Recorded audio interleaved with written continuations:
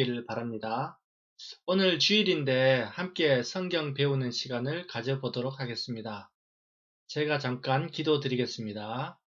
하나님, 저희 가족이 함께 드리는 이 예배에 함께 해주시고 은혜를 허락하여 주시옵소서. 예수님 이름으로 기도드립니다. 아멘. 먼저 찬송가 438장을 함께 불러보도록 하겠습니다.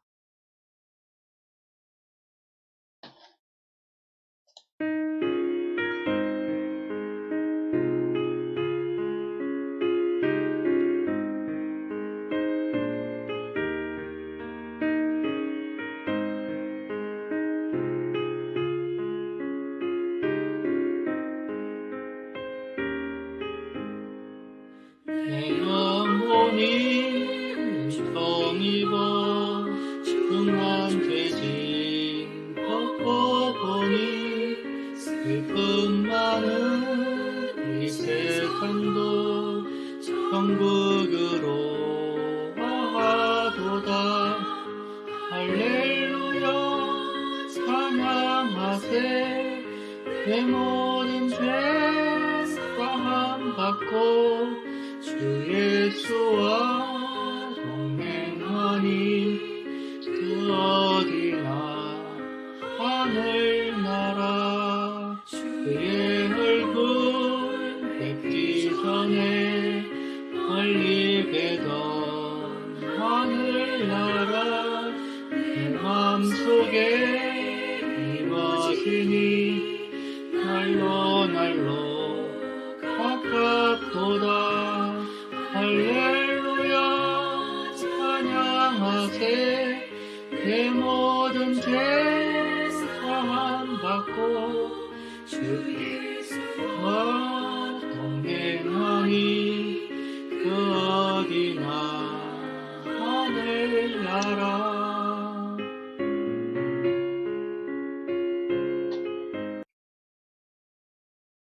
요즘 제가 주변 사람들을 살펴보면서 참 정말 딱하고 안타깝고 불쌍한 사람들이 많은 것 같아요. 왜 태어나서 그렇게 고생하고 고통받고 힘들게 사는지 모르겠습니다. 불행의 원인이 과연 어디 있을까요?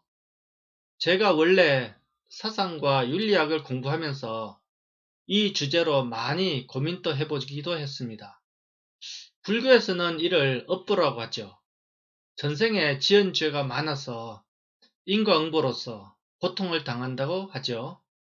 다음에 시간이 있으면 제가 불교의 공사상, 연기사상 이런 것들과 기독교의 복음의 차이를 제대로 한번 설명해 드리고 싶기도 합니다. 어느 거나 다 근본적으로는 인생의 행복을 찾는 노력이라고 봐야겠죠. 그럼 성경에서는 인생의 불행의 출발이자 이유가 어디 있다고 할까요? 이 말씀이 창세기 3장에서 나옵니다. 한번 들어보시겠습니다.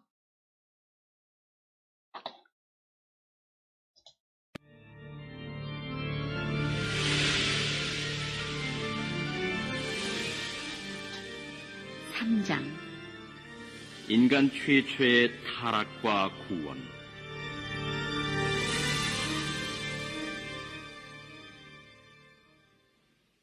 여호와 하나님의 지으신 들짐승 중에 뱀이 가장 간교하더라. 뱀이 여자에게 물어 가로되, 하나님이 참으로 너희들아 동산 모든 나무의 실과를 먹지 말라 하시더냐. 여자가 뱀에게 말하되, 동산 나무의 실과를 우리가 먹을 수 있으나 동산 중앙에 있는 나무의 실과는 하나님의 말씀에 너희는 먹지도 말고 만지지도 말라. 너희가 죽을까 하노라 하셨느니라. 뱀이 여자에게 이르되, 너희가 결코 죽지 아니하리라. 너희가 그것을 먹는 날에는 너희 눈이 밝아 하나님과 같이 되어 선악을 알 줄을 하나님이 아심이니라. 여자가 그 나무를 본즉 먹음직도 하고 보암직도 하고 지혜롭게 할 만큼 탐스럽기도 한 나무인지라. 여자가 그 실과를 따먹고 자기와 함께한 남편에게도 주매 그도 먹은지라. 이에 그들의 눈이 밝아 자기들의 몸이 벗은 줄을 알고 무화과 나무 잎을 엮어 치마를 하였더라.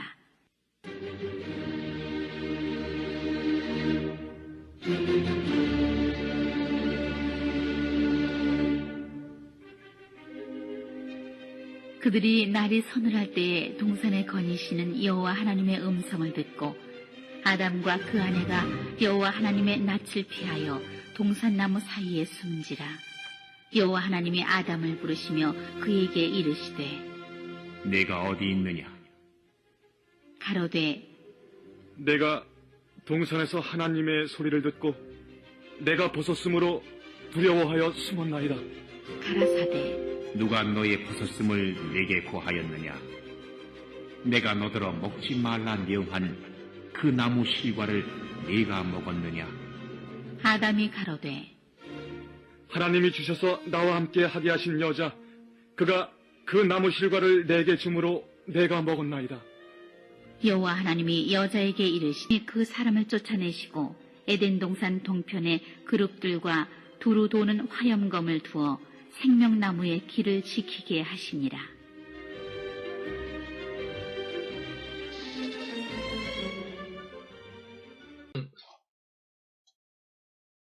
방금 들은 창세기 3장은 성경에서 매우 중요한 내용입니다. 이를 원죄라고 합니다.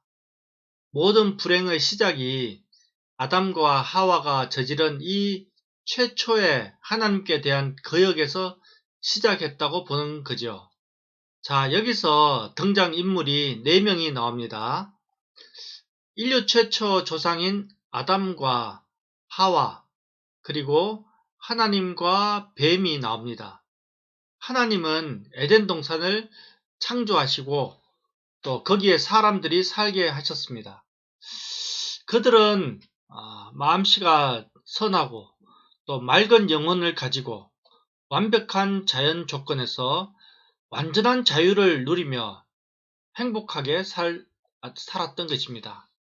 하지만 단 한 가지 선악을 알게 하는 나무 열매는 절대로 따먹지 말라고 하나님께서 명령하셨습니다. 먹으면 반드시 죽는다고 경고까지 하셨습니다. 선악을 알게 하는 나무, 이것은 선악의 판단 주체가 사람이 아니라 하나님께 있다는 의미입니다. 하나님은 창조주이시고 인간은 피조물, 즉 하나님을 믿고 따르는 관계를 보여주신 것입니다. 창조주를 떠난 인간은 결국 자기를 낳아주신 부모를 배반하고 떠난 것과 마찬가지라고 성경은 말씀합니다. 그 결과 사망과 고통과 저주가 따른 것이죠. 인간이란 존재는 결국 피조물의 조물주의 피조물인데 그 조물주를 거역하여 떠나고 자기 스스로 조물주의 행세를 하게 될 때 결국 인간 자체의 존재 의미, 본질을 상실하게 된다는 거죠. 한마디로 인간의 창조주이신 하나님을 떠나서는 행복하게 살 수 없다는 것이라고 해석할 수 있습니다. 그런데 여기에 나오는 뱀은 도대체 어떤 존재일까요? 다른 성경에는 큰 용이 내쫓기니 옛 뱀 곧 마귀라고도 하고 사탄이라고도 하며 온 천하를 꿰는 자라고 뱀에 대해서 설명합니다.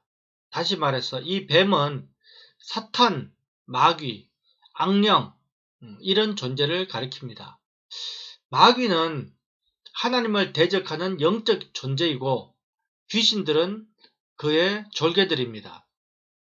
이들의 목적은 하나님을 거역하고 배반하여 결국 인간이 하나님을 떠나게 하는 데 있습니다.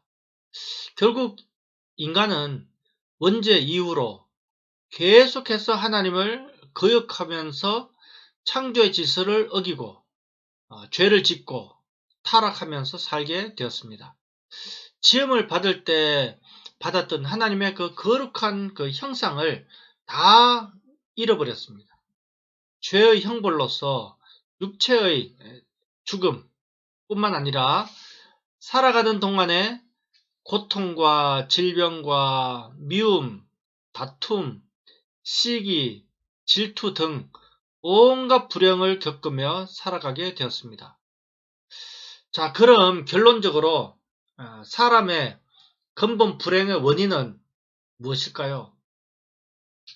자기를 낳아주신 부모를 떠나서 고생하는 고아들처럼 자기를 창조하신 창조주를 떠난 것이 바로 인간의 근본 불행의 원인이라고 성경은 말씀합니다.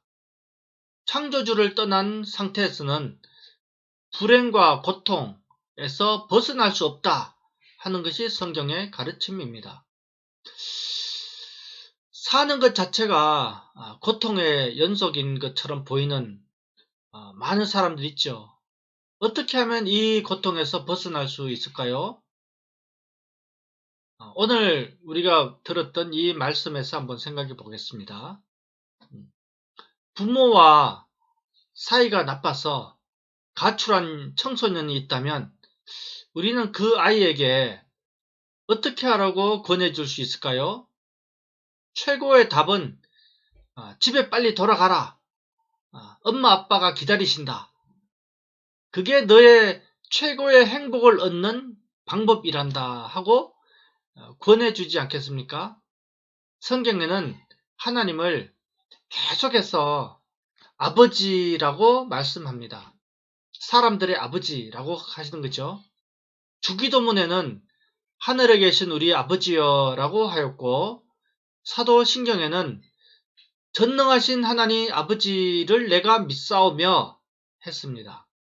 이렇게 성경이 하나님을 항상 우리 아버지라고 부르는 것은 하나님이 인간을 만드셨고 자식같이 사랑해 주시고 또 인간의 모든 불행을 보실 때마다 아버지처럼 안타까워하는 장면이 성경에 계속해서 나오기 때문입니다. 시편에는 내 부모는 나를 버렸으나 하나님은 나를 영접하시리이다 라는 말씀이 있습니다. 인간은 창조주의자 아버지이신 하나님을 떠난 데서 모든 불행이 온 것입니다.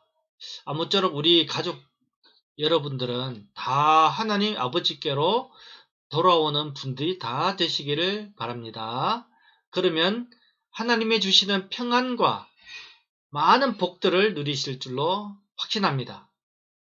오늘도 남은 시간을 편안하게 보내시면서 안녕히 계세요.